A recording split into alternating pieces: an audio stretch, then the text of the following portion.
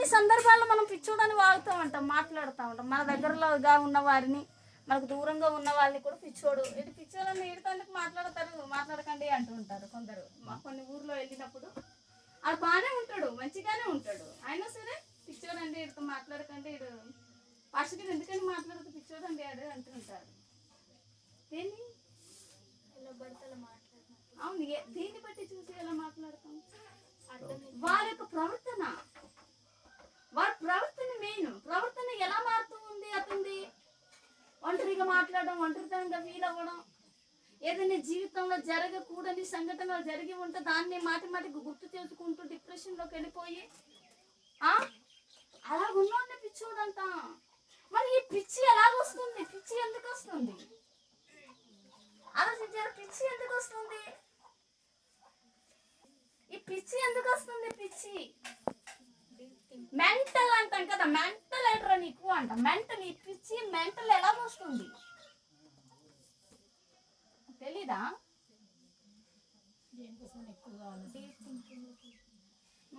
ఇంకా ఆలోచన ఎందుకు వస్తుంది అంటే ఆ మనిషిని చూడగానే పిచ్చిది. అరకు వెళ్ళి జానకి అనే అమ్మాయి తిరుగుతూ ఉంటది, చక్కగా బట్టలు వేస్తుంది, ఫ్యాంట్ వేస్తుంది, తిరిగేస్తూ ఉంటది. ఆ పిచ్చి అమ్మాయి వేస్తుంది అంటూ ఉంటారు. ఎందుకు? జ్ఞానానికి మించి ప్రవర్తించడం వల్ల పిచ్చోళ్ళు అంటారు కదా. స్నానం చెయ్యడం తెలుసు, అయినా స్నానం చెయ్యడు, అవునా కాదా? తిండి తినాలని తెలుసు, మంచి శుభ్రమైన తిండి తినాలని తెలుసు, అయినా ఎక్కడ తిండి అని తింటాడు? చెత్తలో పడేసిన తిండి తీసి తింటాడు. జ్ఞానం అధికమైపోయిన వాడు పిచ్చోడు అయిపోతాడు. మళ్ళీ రెండోది ఏంటంటే, ఈ పిచ్చోడు అని ఎవరిని అంటారంటే, దురాత్మలు పట్టిన వాడు పిచ్చోడు. విన్నారా? దురాత్మలు పట్టిన వాడు కూడా పిచ్చోడు. ఈ పిచ్చోళ్ళు ఎందుకు అయిపోతూ ఉన్నారు? ఎక్కడ చూసిన పిచ్చోలే. మీకు విషయం తెలుసా? అండమాన్ నికోబార్లో పిచ్చోళ్ళు ఎవ్వరూ తిరగరు, ఎవరు ఎక్కడ కనబడాడు పిచ్చోడు. బాబు అని అడుగు తినేవాడు ఎవడు ఉండడు అండమాన్లో. నేను చూసాను, ఆశ్చర్యమైపోయాను. ఇదేంటి అరకులో ఎక్కడ చూసినా అమ్మ అమ్మ అమ్మ అమ్మ అమ్మ అనుకొని తిరుగుతూ ఉంటారు, అడుక్కుని తినేవాళ్ళు చాలా మంది ఉన్నారు, ఇక్కడ ఏంటి లేరు అని చూస్తే అక్కడ మెంటల్ హాస్పిటల్ ఉంది. ఒక్కడు పిచ్చి వేసలు వేసాడు, అక్కడికి తీసుకుని వెంటనే జైల్లో పడేస్తారు. అక్కడ బయట ఉంటే ప్రమాదం, మనుషులకి ప్రమాదం. అడుక్కుని తినే పరిస్థితి ఎక్కువ మన భారతదేశంలో ఎక్కువ మంది ఉన్నారు. భారతదేశంలో వాళ్ళకి శక్తి ఉంటుంది, బలం ఉంటుంది, జ్ఞానం ఉంటుంది, తిండి తినాలని ఉంటుంది. పిచ్చోడికి ఆకలి లేదా? ఆకలి వేస్తుందని కూడా తెలుసు వాడికి. పిచ్చోడు అమ్మ డబ్బులు ఇమ్మని అడుగుతాడు, ఈ డబ్బు అవసరానికి ఉపయోగపడుతుందని కూడా తెలుసు వాడికి. మనం వైజాగ్ వెళ్తే ఒక అమ్మాయి, ఒక తల్లి కూతురు వచ్చారు ఇద్దరు. నేను సౌత్ ఇండియా షాపింగ్ మాల్ దగ్గర ఉన్నాను. ఆవిడ వచ్చిందని నేను లోపల నుండి బయటకు వచ్చాను. ఆవిడ వచ్చింది, అమ్మా ఇవా అన్నది. గిల్ల చేస్తే నేను కూడా వేసింది. ఏం చేశానంటే ఇవా అన్నాడు. అమ్మాయి ఇంకా ఫీల్ అయిపోయి అది ఎలా చేసిందో నేను అలాగే చేశాను, ఇవా అన్నాను. ఇంకేం మాట్లాడుతుంది కదా, పిచ్చి వేసలు వస్తున్నావా, కాలు చేతులు అన్ని బాగుంటుంది, ట్రైనింగ్ చేస్తాను, ఈ షాప్లో పని చేసుకోరా అన్న. అక్కడ ఉండలేదు, వెళ్ళిపోయింది. ఆ 3 షాపులు దాటి వెళ్ళిపోయింది అమ్మాయి. ఇక్కడ చూసారా? అదొక పిచ్చి, అదొక పిచ్చి. పని చేయకుండా బతకడం అనేది ఒక పిచ్చి. ఎవడిస్తాడండి పని చేయకుండా రూపాయి?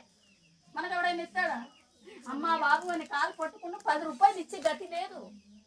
మన పండగలు అయ్యాయి. ఏ పండగలు? ఇటుకల పండగలు.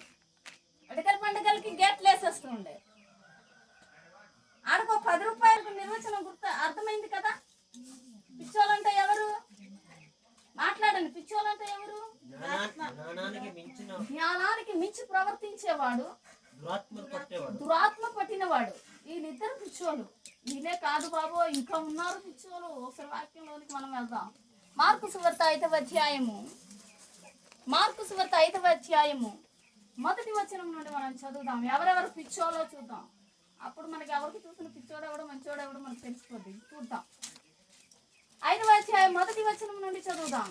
వారా సముద్రమునకు అద్దరినున్న గెరాసేనుల దేశమునకు వచ్చిరి. ఆయన దోణి దిగగానే అపవిత్రాత్మ పట్టిన వాడొకడు సమాధుల నుండి వచ్చి ఆయనకు ఎదురుపడెను.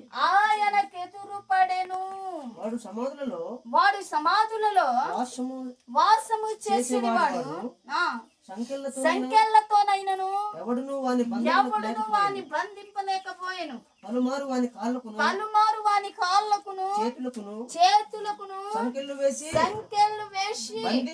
బంధించినను. వాడు ఆ చేతి సంకెళ్ళు తెంపి కాలి సంకెళ్లను తుత్తునీయులుగా చేసిన గనుక ఎవడును వానిని సాధుపరచలేకపోయెను. దేవునికి స్తోత్రం. వారా సముద్రమునకు అర్థులున్న గెరాసేనుల దేశములోనికి వెళ్ళారు. ఎవరు? యేసు ప్రభు యొక్క శిష్యులు వెళ్ళారు.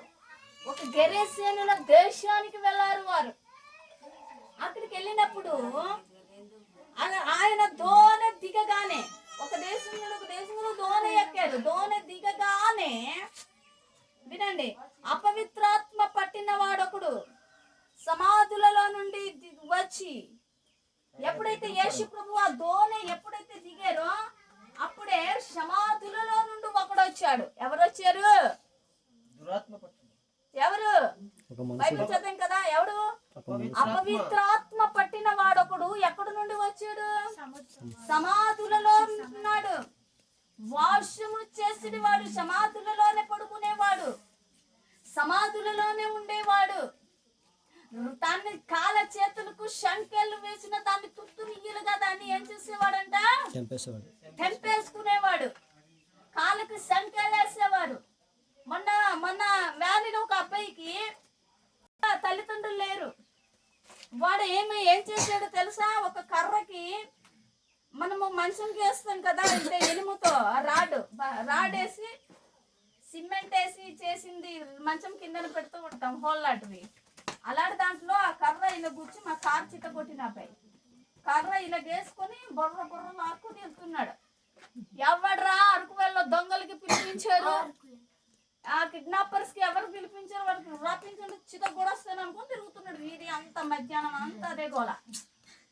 ఎక్కడ సామాన్ కనిపిస్తే చిత కూడా చల్లేస్తున్నాడు.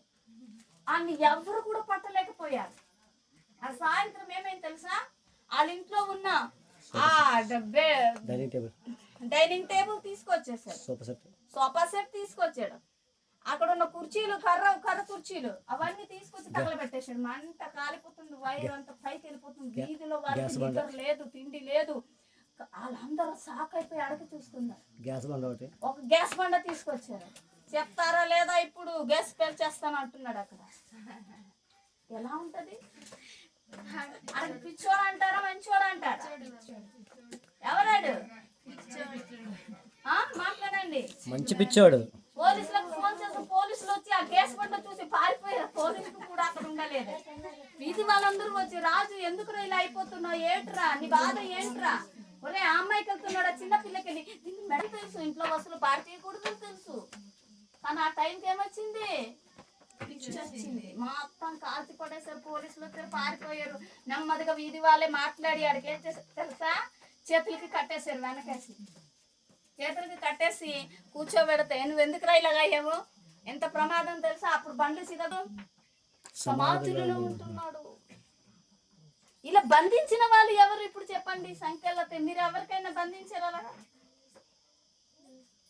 సాధుపరచలేకపోతున్నారు, బంధించిన సాధుపరచలేకపోతున్నారు. సమాధులలో ఉంటున్నాడు. ఇటుకు పిచ్చోడు. సమాధుల్లో ఉండేవాడికి నువ్వు రా బాబు ఇంటికి దూరం అంటామా? మాట్లాడండి. బాబు సమాధుల్లో పడుకున్న వాడికి రా బాబు ఇదిగో నీళ్ళు ఇంత తిండు తిరా కూర్చొని నా దగ్గర అంటామా?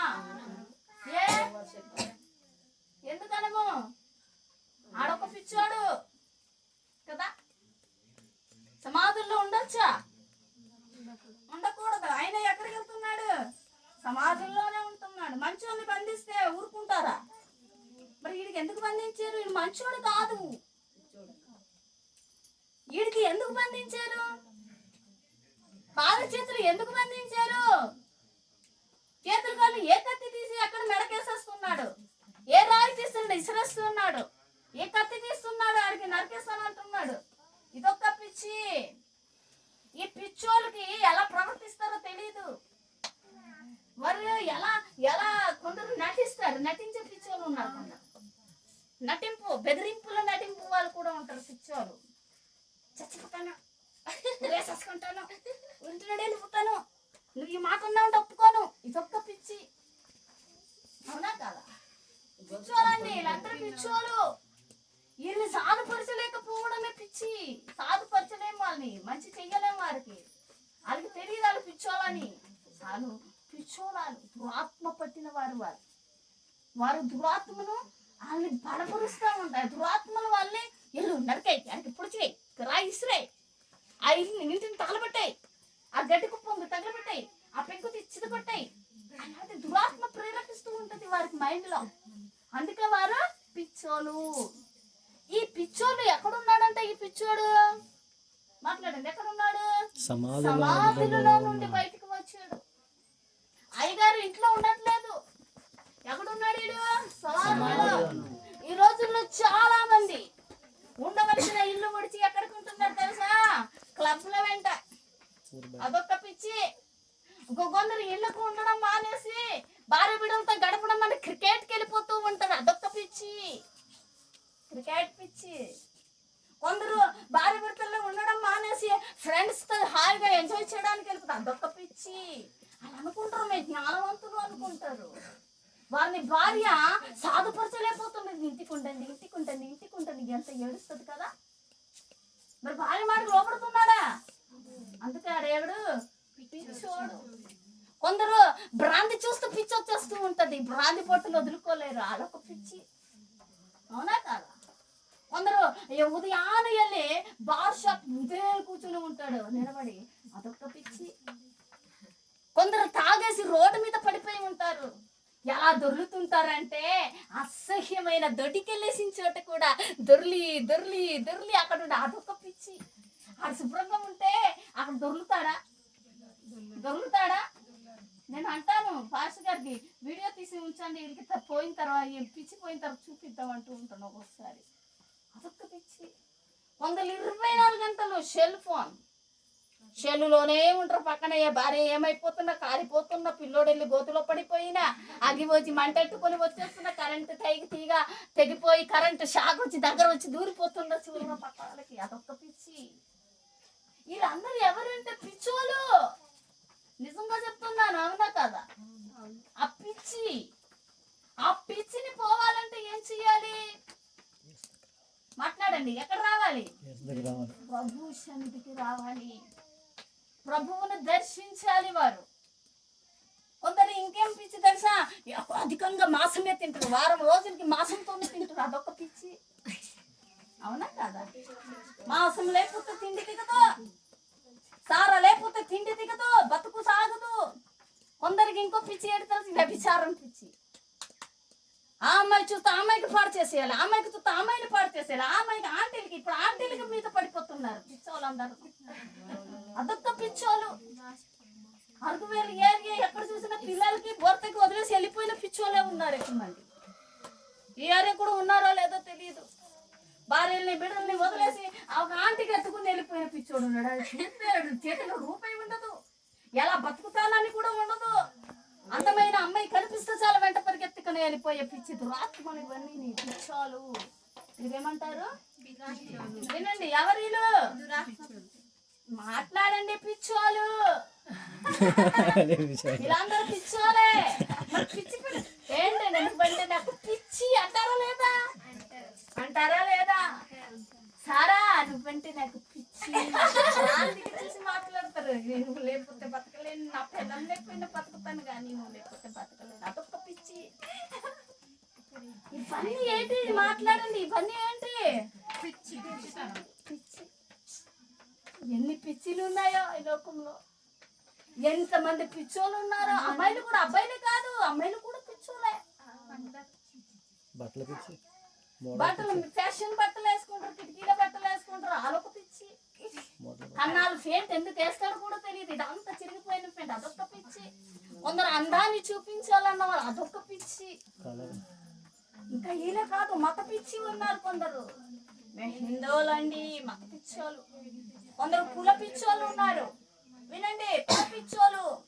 మాకు ಎಷ್ಟು పెద్దది, వాల్మీకి ఇంటికి మేము తింటామా, కాశీవాడి ఇంటికి మేము తింటామా? ఆడింటికి వెళ్తే చూస్తే ఇల్లే శుభ్రం ఉండదు, ఆడ ఇల్లు. అవునా కాదా? ఆ పిచ్చి ఒకటి. విన్నారా లేదా? పిచ్చోళ్ళు ఎంతమంది ఉన్నారో. ఇప్పుడు ఎవరు పిచ్చోళ్ళు? ఆలేనా మనం కూడా అక్కడ ఉన్నామా? ఎవరున్నా? కొందరికి పిచ్చి ఏంటి అనిపించి తెలుసా? దేవుని సన్నిధికి వెళ్ళరు, వారి జీవితాలు వాళ్ళకి కనిపిస్తాయని చర్చికి వెళ్ళరాలు. అమ్మో ఎక్కడ జీవితం బాగా అయిపోతుందా అని చర్చికి రారు కొందరు. కొందరు ఎక్కడ నా పాపాన్ని చూపిస్తాడు, దేవుడు నాతో మాట్లాడిస్తాడు, నా బ్రతుకులు మారిపోతాయి అనుకున్నాడు పిచ్చోడు, వాడు చర్చికి రాడు. అవునా కాదా? ఏంటి, పాపము చేసిన వాడు దేవుని సన్నిధిలో రాలేడు. పాపము నింపబడిపోయిన వాడు ప్రభువును దర్శించలేడు. ఆడొక పిచ్చోడు. వినండి, ఎటే టైము ఆ పాపంలోనే మునిగిపోయి తేలిపోతూ ఆ నరకాన్ని అనుభవిస్తూ ఉంటాడు. అదొక పిచ్చి ఆడికి. ఇప్పుడు ఈ పిచ్చోడికి ఏం చేయాలి? సంఖ్యలతో బంధించాలి.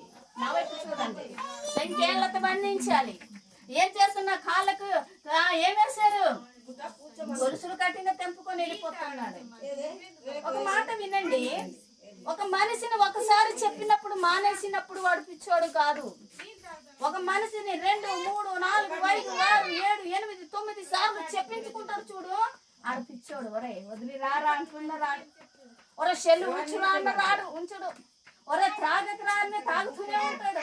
ఒరే చర్చికి రా అంటే రాకుండానే ఉంటాడు. ఆడెవడు? పిచ్చోడు. పిచ్చోడే. రారు, మంచి దగ్గరికి రారు వారు. అమ్మాయిల పిచ్చోళ్ళు మరీ చర్చికి రారు. తెలుసా మీకో సంగతి? అమ్మాయిలు గుర్తించుకోండి, అమ్మాయిల పిచ్చి లేదండి, వాళ్ళకు పిచ్చి.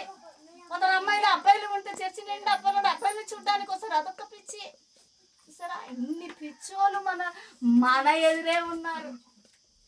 ఇన్ని పిచ్చోళ్ళు. ఈ పిచ్చిని వెళ్ళగొట్టడం ఎలా మరి? ఈ పిచ్చి పోవాలంటే ఏం చేయాలంటే మనం వెళ్తే సాగు, పిచ్చోడే దేవుని దగ్గరికి రావాలి. ఎవరు? ఇక్కడ చూడండి, ఒకసారి చదువుదామా. అక్కడ చూడు, వాడు సమాధులలో వాసము చేసిడి వాడు, సంఖ్యలతోనైనను ఎవడును వాని బంధింపలేకపోయెను. పలుమారు వాడి కాళ్ళకు చేతులకు సంఖ్యలు వేసి బంధించిన వాడు ఆ చేతి సంఖ్యలను తెంపి కాలి సంఖ్యలను తుత్తునియలుగా చేసిన గనుక ఎవడును వానిని సాధుపరచలేకపోయెను. వాడు ఎల్లప్పుడూ రాత్రి బెంగళ్ళు సమాధులలోను కొండలలోను కేకలు వేయచ్చు తను తాను రాళ్లతో గాయపరుచుకొని చూనుండెను. ఎక్కడ ఉండేవాడు? సమాధులలో, కొండలలో రాళ్లతో తను తాను గాయపరుచుకుంటున్నాడు. గుర్తించుకోండి. మళ్ళీ ఎవరంటే తన శరీరాన్ని తాను గాయపరుచుకునేవాడు కూడా పిచ్చోడే. ఇంతమంది ఇక్కడ నీ శరీరాన్ని నువ్వు కొట్టుకోవడం, తిట్టుకోవడం, గిల్లుకోవడం, నరకేసుకోవడం, కోసేసుకోవడం చేసుకుంటున్నాడు. ఉన్నారు, చాలా మంది ఉన్నారు పిచ్చోడు. వాళ్ళకు ఇక్కడ ఈడేం చేసుకుంటున్నాడు? రాళ్లతో తన శరీరాన్ని తాను గాయపరుచుకుంటున్నాడు. ఉన్నారా లేదా? పిచ్చోడు. ఆయనకి పిచ్చి పట్టిందంటే ఉరేసుకొని చచ్చిపోయాడు అంటాం కదా. కొందరు ఏం చేస్తున్నారు? ఉరేసుకుంటున్నారు పిచ్చోడు. ఇంతమంది పిచ్చోడు చూసారా? తను తాను రాళ్లతో కొట్టుకుంటాడు పిచ్చోడు. ఏం చేస్తున్నాడు? కొండలకి వెళ్ళిపోతాడు, ఇంటికి ఉండడు, దేవుని సన్నిధిలో ఉండడు, భార్య బిడ్డలతో ఉండడు, కుటుంబంతో కలయిక ఉండదు, ఇరుగు పొరుగు వారితో సమాధానంగా ఉండడు, ఎప్పుడు బయటికి ఉంటాడు. వాడెవడు? పిచ్చోడు. ఈ పిచ్చోళ్ళు అందరూ ఏం చేస్తున్నారంటే చూద్దాం. వాడు ఎల్లప్పుడూ రాత్రి పగళ్ళు సమాధులలో కొండలలో కేకలు వేయచ్చు తను తాను రాళ్లతో గాయపరుచుకొని చూనుండెను. వాడు దూరం నుండి యేసును చూచి పరిగెత్తుకొని వచ్చి ఆయనకు నమస్కారం చేసెను. ఏం చేశాడు ఇక్కడ?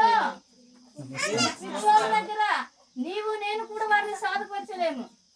యేసు ప్రభు వారిని ఎప్పుడైతే ఈ పిచ్చోడు చూశాడో వెంటనే పరిగెత్తుకొని వచ్చి ఏం చేశాడు? యేసును చూచి పరిగెత్తుకొని వచ్చి ఆయనకు నమస్కారము చేశాడు. ఎవరికి? దేవునికి స్తోత్రం. హల్లెలూయా. పిచ్చోడు ఎవరి దగ్గరకు వచ్చాడు? దేవుని దగ్గరకు వచ్చాడు. ఈ పిచ్చోడు గ్రహించాడు యేసు ప్రభు అని. ఇతను నన్ను బాగు చేయి, ఇతని దగ్గరకు యేసు అని తెలుసుకున్నాడు పిచ్చోడు. మీరు ఒకసారి పిచ్చోళ్ళకి జ్ఞానం లేదు అనుకోకండి. ఆకలేస్తే కరెక్ట్ టైంకి ఫుడ్ దిగిపోతుంది పిచ్చోడికి. అవునా కాదా? వర్షం వస్తూ ఉంటే వర్షంలో తడుచుకొని ఉంటాడా? మాట్లాడి ఎవరైనా తడుచుకొని ఉంటాడా? వెళ్ళిపోతాడు. అడ్డుగా ఉన్న దగ్గరికి వెళ్ళిపోతాడు. మళ్ళీ కరెక్ట్ టైంకి ఎక్కడ ఉంటాడు? సమాధులలో వాసన చేస్తాడు. ప్రజలతో సహవాసం ఉండడు పిచ్చోడు. దేవుని బిడ్డలారా, ఇలాంటి పిచ్చి ఉన్న వాళ్ళు తల్లిదండ్రులతో సహవాసం చేయరు, కుటుంబంతో సహవాసం చేయరు.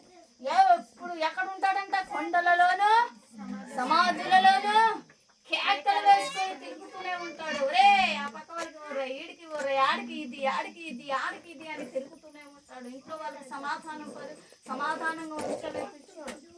ఇలాంటి వాడు ఒకరోజు యేసు ప్రభు వారు ధోని దిగి వెళ్ళగానే ఎక్కడి నుండి వచ్చాడంటే ఇతను సమాధులలో నుండి ఆయనను చూచాడు.